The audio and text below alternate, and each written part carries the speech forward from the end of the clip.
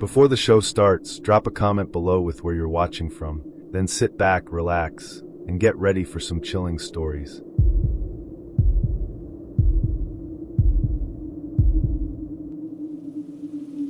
I should have just gone straight home. That thought played over and over in my head as I sat curled up behind a shelf of discounted towels, holding my breath, trying not to make a sound. It all started like any normal Tuesday. I got off work late, exhausted, and realized I was out of dog food. The only place open that late in my area was the 24-hour Walmart off Route 5. It was just after 9 p.m. when I pulled into the parking lot. The lot was unusually empty, which was weird for that store. Usually there were at least a few cars around, even at night. But that evening, it felt like I had stepped into a place that didn't want to be disturbed. I walked in through the automatic doors, and immediately, a strange chill hit me. It wasn't the temperature, it was the vibe. The fluorescent lights flickered slightly, and the usual background music was off. I glanced around. Only one or two customers wandered the aisles. One old man stood frozen in the electronics section, staring blankly at a wall of TVs like he'd forgotten why he was there. I headed toward the pet section, keeping my head down, but I couldn't shake the feeling of eyes on me. The store was quiet, too quiet. No announcements. No beeping from checkouts. Even the employees looked off. One woman stocking shelves near the pharmacy didn't even look up as I passed, but I swear I saw her whisper something under her breath as I walked by. I grabbed the bag of food and started toward the front of the store, but then I heard it. A muffled thud, then a kind of dragging sound, like something or someone being moved. It came from behind one of the employees-only doors near the loading docks. I paused for just a second. Maybe someone dropped a box. But then I heard it again, this time followed by a soft, short cry, almost like a whimper. I froze. No one else seemed to notice, or care. I looked back at the front. The cashier at self-checkout was gone. The other customer I'd seen earlier? Nowhere. Suddenly I wasn't in a Walmart anymore. I was in something else entirely. I moved slowly toward the front exit, clutching the dog food tighter than I realized. When I reached the sliding doors, they didn't open. I stood there for a second, confused, waving my hand in front of the motion sensor. Nothing. I backed up, approached again. Still nothing. I looked to my left. There was a red emergency release panel. I pressed it. A small buzz, then silence. The doors were locked. I turned around. Now the store felt darker somehow. The lights hadn't changed, but everything felt heavier, like the air was thicker. I tried to tell myself I was just being paranoid. Maybe the doors were on some kind of nighttime security timer. Maybe someone would come help soon. But when I walked back toward the customer service counter to ask for help, I realized there was no one behind it. No sign of life anywhere up front. Just that same low, humming silence. And then I saw it. A small smear of something dark red on the floor, near the swinging door that led to the back rooms. Blood? I followed the trail with my eyes, heart pounding. It led back to the employees' only door I'd heard the sounds from. I should have turned and ran. I wanted to, but something deep in my gut told me if someone was in trouble, and I left, they might not make it. I crept forward, careful not to make any noise. The door had a small wired glass window, just big enough to see part of the hallway beyond it. At first, I saw nothing. Then a shadow moved across it. I ducked. My breath hitched. Whoever it was, they weren't in uniform. They were wearing dark clothes, boots, and gloves. Then I heard something that made my skin go cold. A woman's voice. Very faint. Please don't leave me here. I looked around. Still no one else. No staff. No customers. Just me. And whatever was happening behind that door. I crouched lower, heart racing, trying to figure out my next move. I didn't have a weapon, my phone had no signal inside the store, and now, someone clearly needed help. I had to think fast.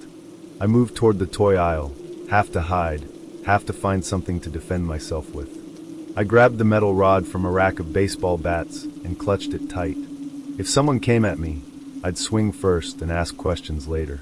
As I peeked back toward the employees-only door, I heard footsteps, slow, steady, and getting louder. Someone was coming through. I ducked into the adjacent aisle and watched as a man in a dark hoodie and cargo pants walked out, dragging something in a large black trash bag. It was bulky, heavy, and it thudded awkwardly against the floor. He didn't look like staff. His eyes scanned the store slowly. I held my breath and stayed completely still as he walked past. Then something clicked. I recognized his face. He was one of the guys who'd greeted me when I walked in. He'd been standing by the front, pretending to fix a shopping cart. He wasn't an employee. He was watching who came and went. I knew then that whatever was going on inside this Walmart, it wasn't just happening tonight. This was a setup, a trap. I moved quietly toward the back of the store. If there was a way out, it had to be near the loading docks. I could still hear that woman's voice, but I couldn't tell where it was coming from anymore. I passed the coolers and frozen section, noticing a weird metal panel near the floor behind a stack of empty pallets. I pulled one aside and found a small, padlocked door, almost like a crawl space. Then I heard it again, muffled crying, from inside that crawl space. I reached for the lock. It was old, rusted, and snapped off easier than I expected. I lifted the hatch, and there she was. A woman, maybe mid-30s. Duct tape over her mouth, wrists tied, tears streaming down her face. Her eyes locked onto mine, wide and terrified. "I'm gonna get you out," I whispered. But just as I reached in to untie her, I heard something behind me. Footsteps. Fast. I turned just in time to see the man in the hoodie rushing at me. I swung the bat with everything I had, and it cracked against his shoulder. He stumbled back, but not for long. We fought. I screamed. He tried to cover my mouth, but I bit down on his hand hard. He yelled and threw me back, and I hit the ground hard, gasping. But I managed to grab my phone from my hoodie pocket. I didn't even try to call. I hit record. I aimed the camera toward him, toward the woman in the crawl space, toward the room. "Smile, asshole," I said, my voice shaking. He froze for a second, then bolted. I didn't chase him. I helped the woman out, dragged her toward the front, praying anyone, would hear us. That's when I remembered the old landline behind the customer service desk. I ran for it like my life depended on it. And maybe it did. I dialed 911 with shaking fingers. "There's a woman. She was locked inside. Please, this is the Walmart on Route 5. Just send someone now." Police arrived 12 minutes later. They found the crawl space, the ropes, the bag the guy had been dragging, which, thank God, turned out to be full of stolen electronics, not anything worse. The woman had been missing for 2 days. She said she'd been lured there by someone claiming to be a store manager offering her a part-time job. The real horror? Some of the employees knew. They were in on it. Not all of them, but enough. Enough to make sure the doors were locked. The cameras angled the wrong way. The store was a front for something else entirely. Human trafficking. Right there in the middle of my town. They said I got lucky. That I was brave. But I don't feel brave. I feel haunted. I haven't stepped foot inside a Walmart since. And I never will again.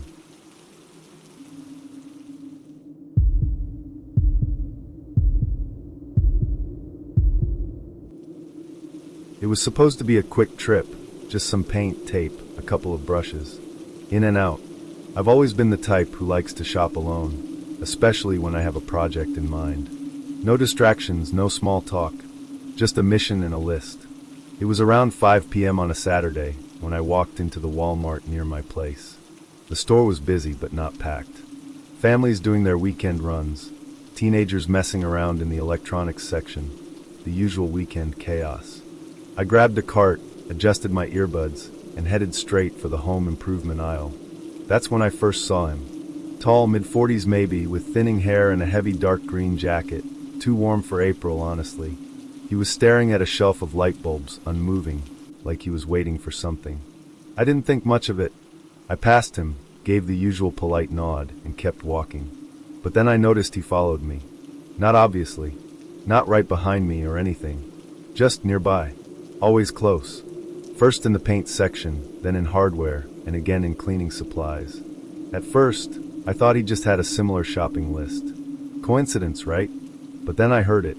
I was reading the back of a can of primer when I mumbled something to myself, just thinking aloud. Not sure if I need satin or semi-gloss. And a second later, just a few feet behind me, the man repeated it. Softly. Not sure if I need satin or semi-gloss. Exactly. Same tone. Same words. I froze. I turned slightly, pretending to put the can back, just to get a glimpse of him. He was staring at the shelf, but I could see the corners of his mouth twitching, like he was trying not to smile. Okay, I thought, don't panic. Just move along. Get what you need, get out. I left that aisle, walking faster now, trying to lose him. I cut through grocery, down past the frozen foods, and then over to electronics. I figured maybe if I blended in with the crowd there, he'd get bored or distracted. But no. Everywhere I went, he followed. Always at a distance. Always acting like he wasn't watching me, but I knew he was. In the toy aisle, he browsed action figures. In the camping section, he stared blankly at tents. I turned sharply once, trying to surprise him. He was just standing there, hands in his pockets, looking right at me. That was when my chest started tightening. I ditched my cart. Didn't care about the damn brushes anymore. I just wanted to leave. I walked fast toward the front of the store. As I approached the checkout lanes, I took a sharp right, pretending I was going to the pharmacy. Then circled back, and he was still there. Closer now. I pushed open the doors near the garden center. Figured I could slip out there without being noticed. But they were locked. I turned around, and he was standing just a few feet away. Leaving already? He asked. His voice was low. Calm. Way too calm. What the hell do you want? I snapped, backing up. He didn't answer. Just tilted his head, like he was studying me. Like I was part of some experiment. I turned and ran, past the gardening shelves, through the seasonal aisle, back toward the main floor of the store. I needed people, witnesses, anything, but the store had cleared out more than I realized. Most of the customers had disappeared. Maybe they'd left. Maybe they'd noticed something I hadn't.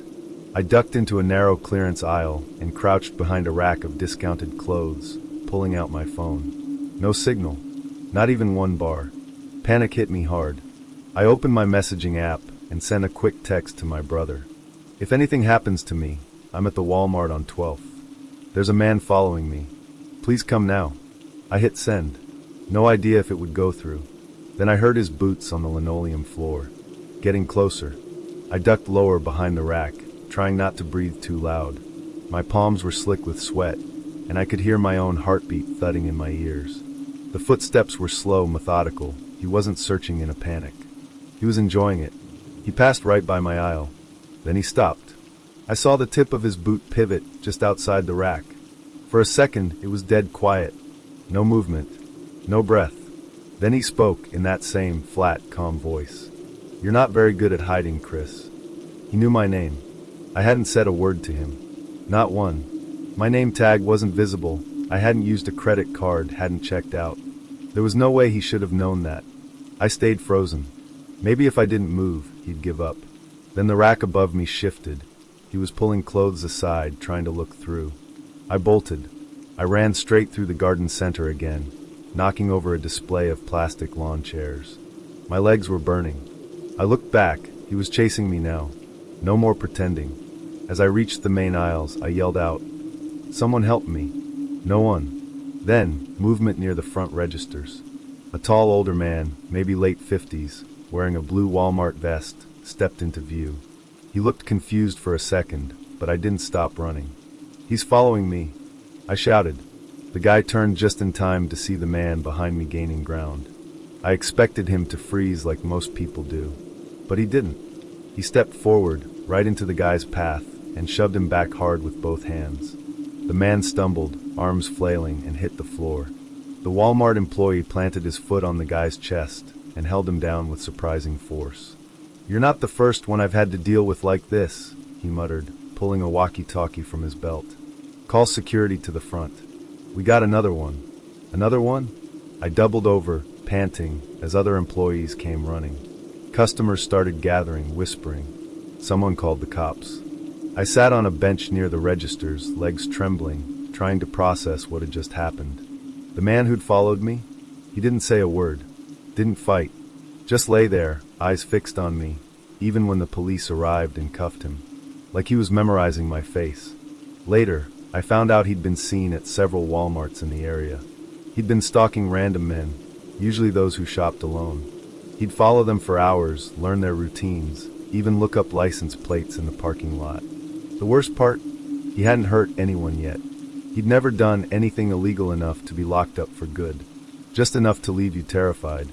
The cop told me to be careful. Guys like him get bored easily, but sometimes they don't. Now, I'm never alone in stores. I shop during the day. I look over my shoulder constantly. And if I ever see a green jacket in a store again, I know I'll lose it. People think Walmarts are safe. Bright lights, security cameras, employees everywhere.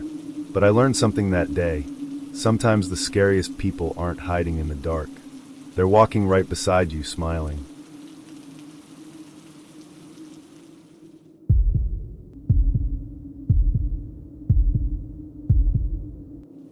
I wasn't planning to go out that night. My wife had come down with something, high fever, chills, aching all over, and we were out of Tylenol. It was almost 10 p.m., and the only place open nearby was the Walmart off Holloway Road. I threw on a hoodie, grabbed the keys, and told her I'd be back in 20 minutes tops. The parking lot was mostly empty when I pulled in. Just a few scattered cars, most of them clustered near the front entrance. I parked in one of the spots right under a light, just out of habit.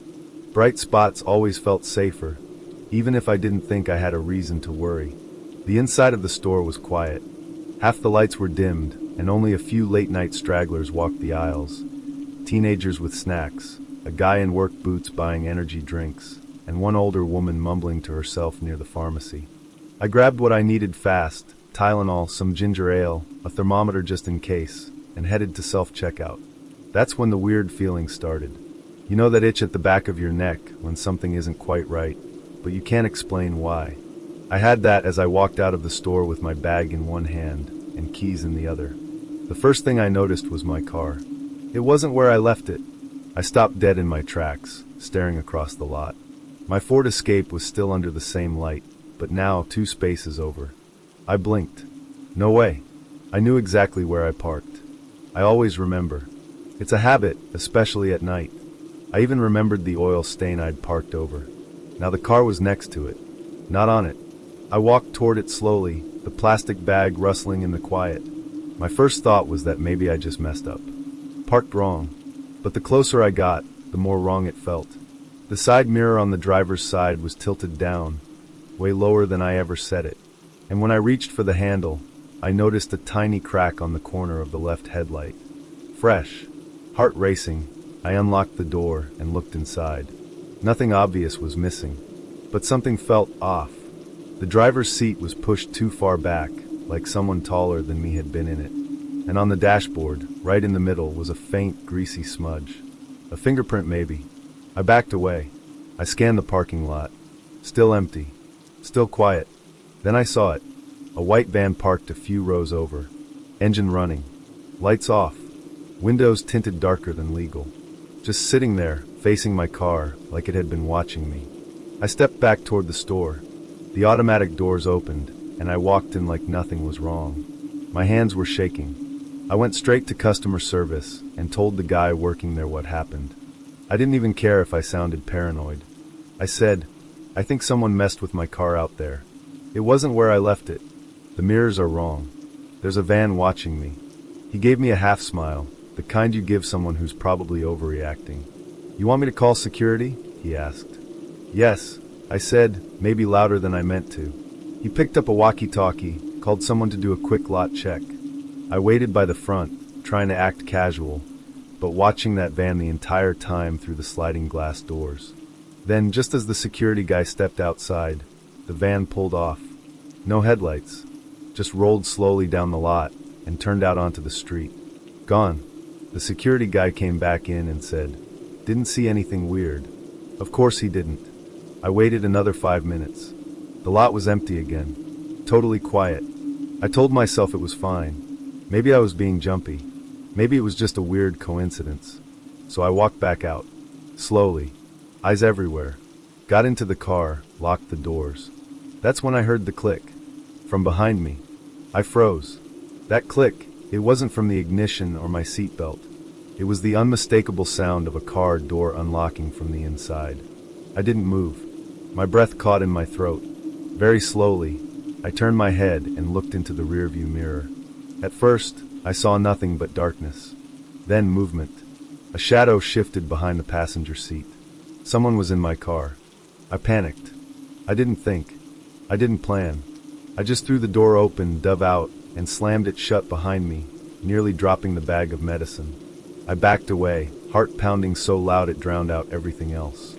Through the rear window I saw him. A man, early 30s maybe, dirty hoodie, eyes wide and wired like he hadn't slept in days.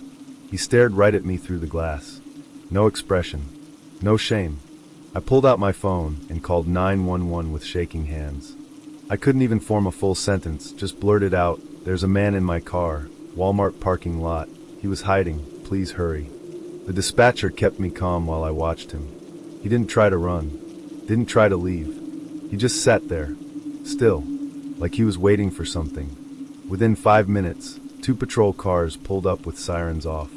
Quiet, precise. They approached the car with flashlights and weapons drawn. The man didn't resist. He didn't even flinch when they opened the door and pulled him out. One of the officers told me he was high, probably on meth, and had been living out of different vehicles in parking lots around the city. But that wasn't the worst part. Inside his backpack, they found a knife, zip ties, duct tape, and a pair of latex gloves. A full kit, they called it. They also found a small notebook. Inside were names, descriptions, times. Mine was in it, written next to it. Wife sick, alone at night, easy. They told me he'd probably been watching me since I entered the store. Maybe he'd seen me at the pharmacy, figured out I was in a rush, that I'd be distracted. And at some point, maybe while I was checking out, maybe when I walked toward the entrance, he got into my unlocked car and waited. Waited. The detective later said if I hadn't noticed the seat, the mirror, that little smudge on the dash, I might have driven all the way home with him right behind me, waiting for the perfect moment. I think about that a lot, about what could have happened. Now, I check every seat before I get in the car. Every time, day or night. I always lock the doors the second I step away, even if I'm just a few feet from it. It's not paranoia, it's survival, and I'll never park in that Walmart lot again.